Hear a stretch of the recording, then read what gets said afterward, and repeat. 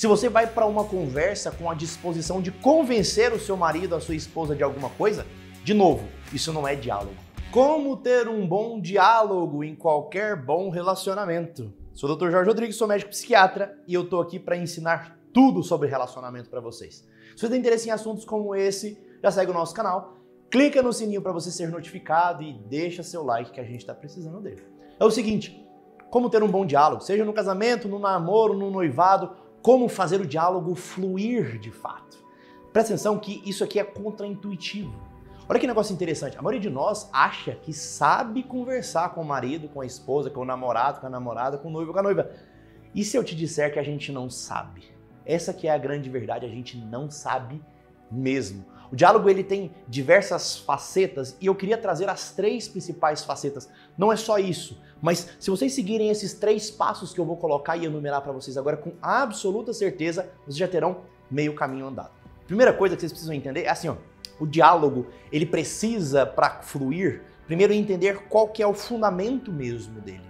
Diálogos significa dia, esse prefixo do grego é através, logos é verbo, ou seja, através do verbo, através da palavra. Agora, este verbo ele também pode ser colocado com verbo com V maiúsculo, ou seja, o verbo encarnado, ou seja, o próprio Cristo, o próprio Jesus, ou o próprio amor. No fundo, o diálogo é uma escuta e uma conversa atenta, amorosa. É isso que eu preciso entender. O diálogo ele serve para que eu conheça ao outro. Se eu estou conversando com meu marido ou com a minha esposa e eu saio dali sem conhecê-lo ou conhecê-la um pouquinho mais, significa que eu não dialoguei.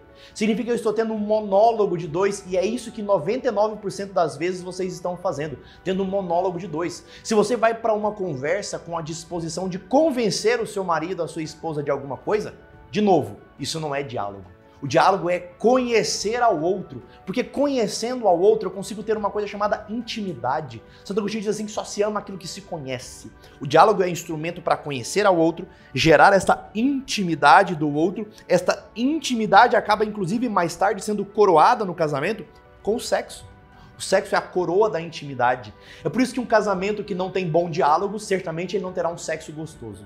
Certamente o sexo terá desajustado, né? Eu canso de escutar no consultório maridos falando: minha esposa não quer ter sexo comigo. Meu marido não quer ter sexo comigo. O problema certamente está no diálogo. Certamente está na intimidade desse casal. Agora, como é que eu corrijo isso então, Jorge? Como é que eu ajusto esse diálogo? Bom, 3 coisas são fundamentais para que o diálogo funcione, tá bom? E eu vou enumerar essas 3 coisas. A primeira chama-se tema, a segunda chama-se disposições exteriores e a terceira chama-se disposições interiores. Então vamos lá. Tema. Como assim tema, Jorge? Qualquer um sabe. Beleza, a gente vai conversar sobre alguma coisa e já tá claro o tema. Não tá, não. Essa aqui é a grande questão. Vocês têm dificuldade de admitir qual que é o tema que vocês querem falar. Por quê? Porque às vezes vocês têm medo de serem julgados no diálogo. Eu queria falar com meu marido sobre sexo. Só que eu não sei se ele vai entender bem e eu não tenho repertório para entrar bem nesse assunto. O que eu vou fazer? Eu vou começar falando sobre os problemas do dia a dia, eu começo falando dos filhos, eu falo que eu tô cansada, eu falo que a gente podia se divertir um pouco mais, eu vou patinando no assunto. Quando eu tento entrar em sexo, eu já criei 7 outros problemas para ele resolver. Quando você começa a falar sobre sexo, ele não vai entender que você está querendo falar sobre aquilo. Ele vai querer ficar voltando nos outros assuntos que você iniciou lá atrás. Esse que é o grande problema.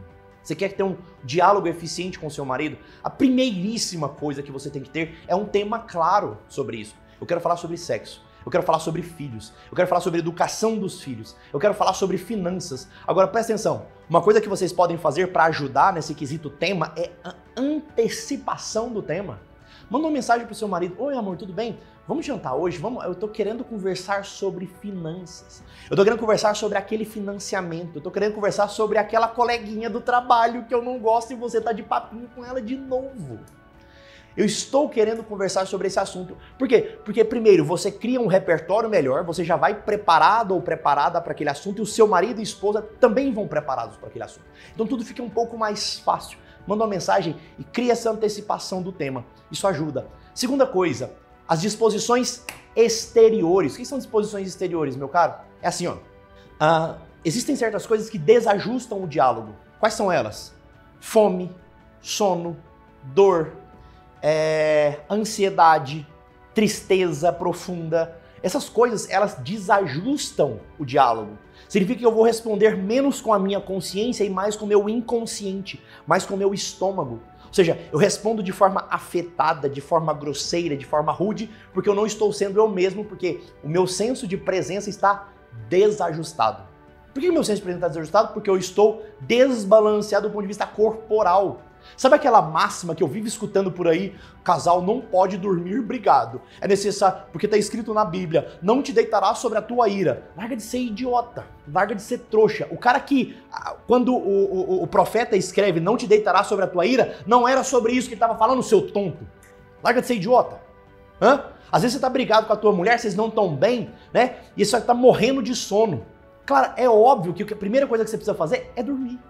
Você vai dormir, vai descansar, vai relaxar e no dia seguinte, mais disposto e mais preparado, você vai sentar-se com ela e vai dialogar com a sua esposa. Aí sim, o diálogo tem mais chances de funcionar bem. Entende a diferença? Então assim, eu tô com fome.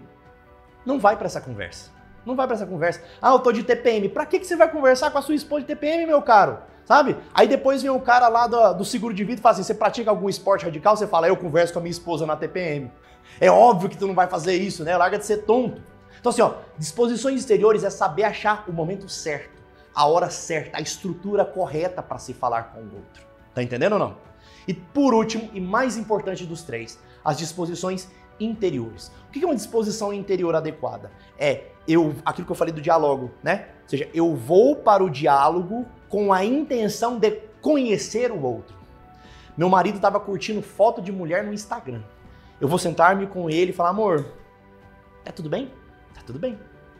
Né? Por favor, não segura nenhuma faca nesse momento, né? Senão ele vai notar que você está querendo matá-lo. Né? Você vai olhar com aquela carazinha de felicidade para ele e falar, meu bem, tá acontecendo uma coisa muito triste e ruim. O que está acontecendo? Você tá curtindo fotos de moças no Instagram. Isso é uma coisa que me deixa muito chateada, porque é um desrespeito para mim. Eu queria entender por que você tá fazendo isso. Tem um motivo? É porque você tá se sentindo pouco validado? É porque eu tô elogiando pouco? É porque você tá mal com alguma coisa? Ou só foi isso por impulso mesmo? É hábito? Você sempre fez isso e agora você não tá sabendo a hora de parar? Não entendeu que agora a gente tá junto? Qual que é o problema?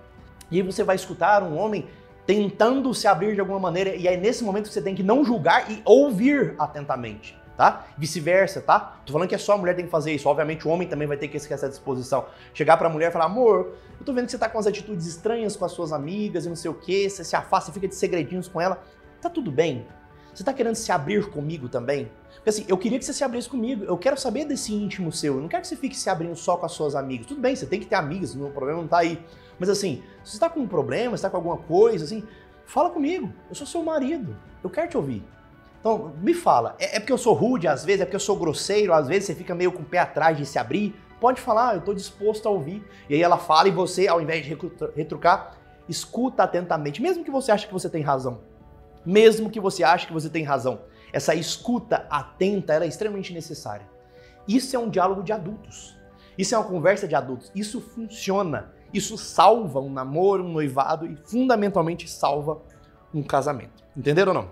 É isso. Se vocês têm vontade de conhecer mais sobre relacionamento humano, aprender mais sobre casamentos, namoro, noivado, amadurecimento, então já segue o nosso canal, clica no sininho para você ser notificado e deixa seu like que a gente precisa dele. Até a próxima. Fui! Se você gostou desse vídeo e quer ter acesso a mais conteúdos assim, eu tô deixando aqui do lado 2 recomendações de vídeo que tem a ver com esse tema que a gente está trabalhando. Clica lá e continua por aqui. Até mais!